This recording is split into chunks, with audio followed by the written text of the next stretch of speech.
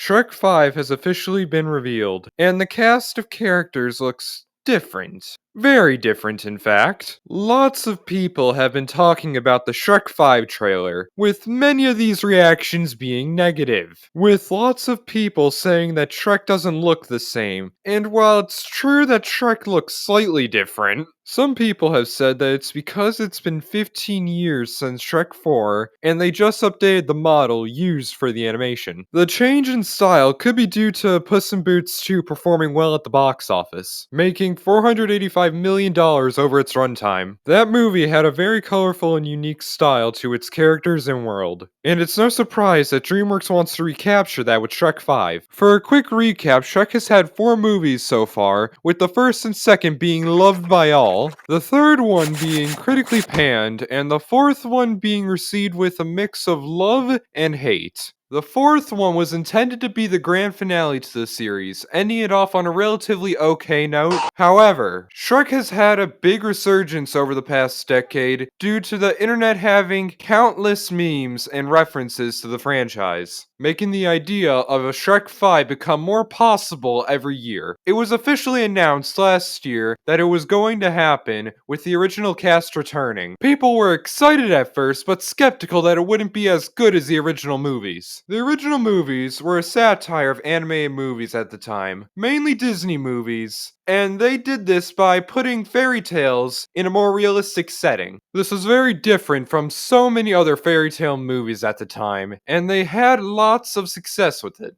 The Shrek movies have all had a realistic feel to them, with the characters looking realistic in the movies, especially the humans. Some people feel that Shrek 5 ruins that aspect by making the characters more cartoony, which is very understandable.